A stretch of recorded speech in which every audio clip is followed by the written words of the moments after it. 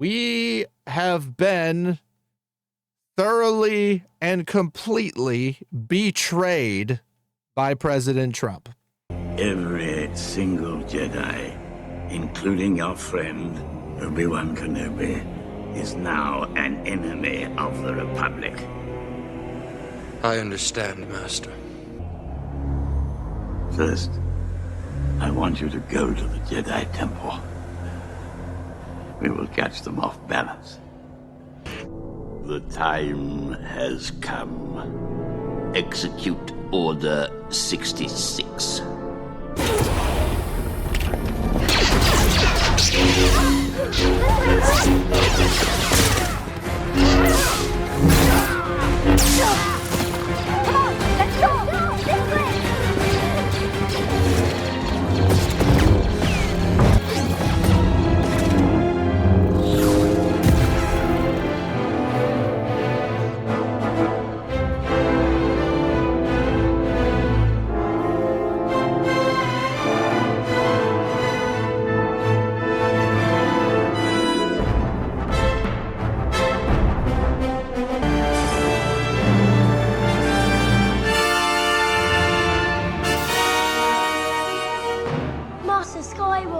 There are too many of them. What are we going to do?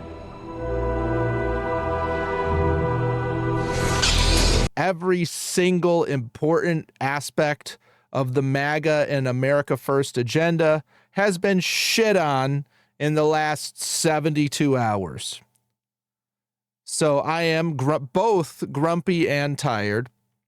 I'm tired because we've put so much into this for so much time. For that to be the result that we're looking at.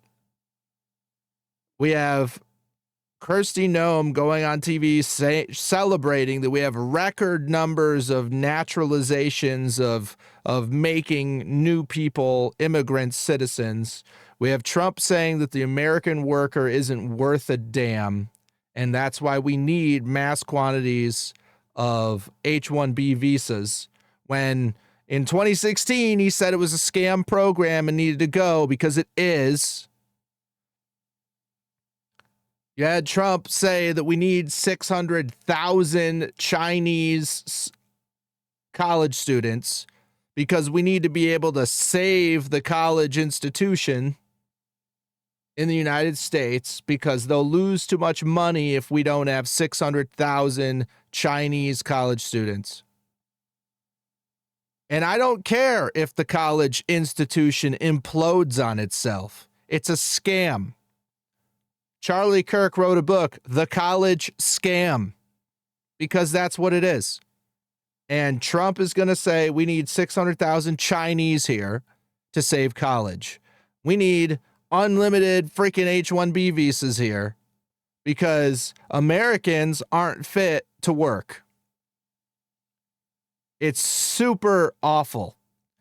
And then he has the Al-Qaeda fighter come hang out in the White House.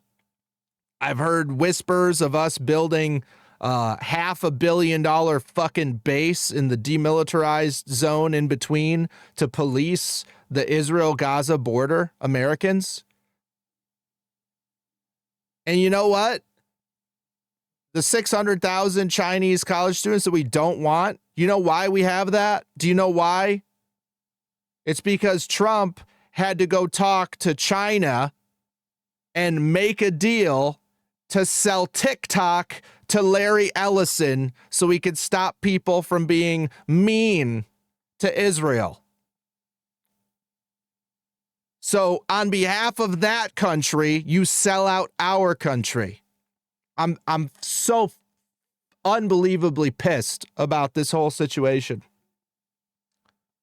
Like, I thought I could kill enough time strategically that we would be in a new world a year or two after Trump got in office, and then I could start over and have basically unlimited opportunity. And what's going on? It's like you have the agenda. Charlie Kirk, a few days before he died, posted what the agenda needed to be that everyone wanted, and I pretty much completely agree with. And we have completely thrown 2 middle fingers at that agenda. This is the thing right now. Donald Trump laid it all out there on this interview that we can go to hell. And the Chinese interests, the Israeli interests, the freaking big business tech tyrant interests, the H-1B bros, like all of these guys, the billionaires with their interests and whatever, they're the ones that get the priority. And the foreign countries, they get the priority. And we can eat shit and die. That's pretty much what we got here. It's pretty negative because it is negative. And so I, like a lot of other people in MAGA land, in America First World, feel a giant fucking betrayal. And then after that horrendous, unbelievably horrendous interview, 5 hours ago, this drops as the next super important point to reach. Disclosed TV. Trump sends a letter to President Herzog, formally asking him to pardon Netanyahu, saying the case against him is political, unjustified prosecution. What the fuck, dude? What is this? So first you say we need the colleges to have Chinese spies. We need Americans to just go to hell while we give all of our jobs to foreigners. And then I say H-1B visas are important. The Democrats will fight against it. You know what? I will say this, and I will agree to this. If the Democrats did fight tooth and nail against every single thing Trump said last night, they would be right. And if he then pump faked them and switched all of those positions, that would be right. But I do have to tell you something. He would have to have that exact move happen. He would have to completely reverse all the things he said yesterday. So, yeah, I guess we can Bongino rule that, or we can't even Bongino rule that, but we can throw that in the conspiracy bin that Trump is playing some kind of 5D chess where he freaking betrays the shit out of all of us with all of his policy decisions. The 50-year mortgage, trash. Garbage.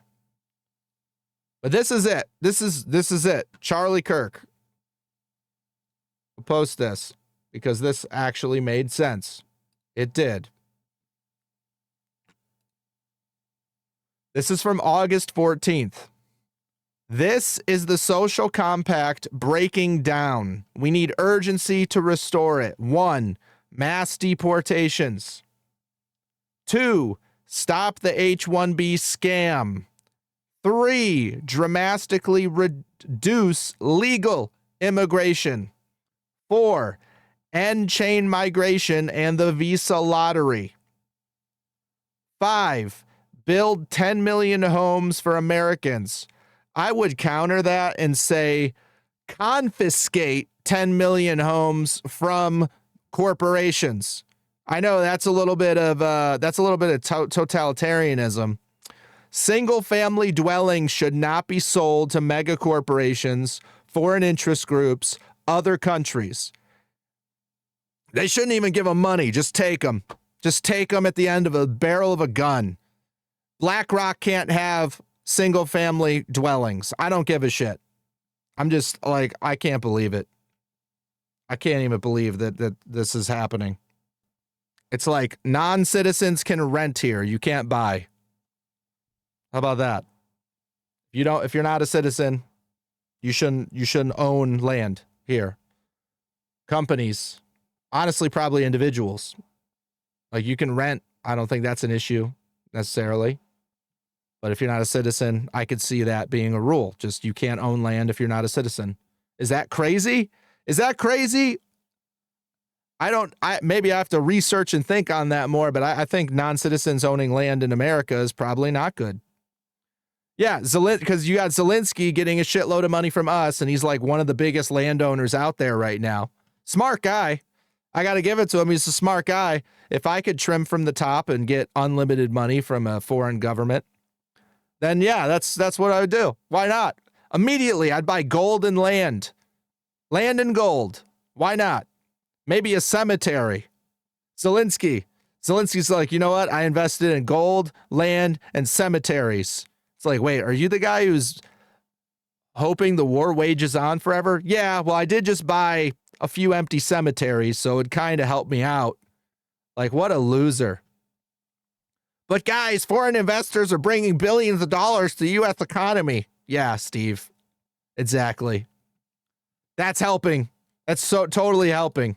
It's like when they're saying, "Oh, we want these big data centers to come to our United States," you know? And the data centers have like 10 people working in them, and they're all foreigners.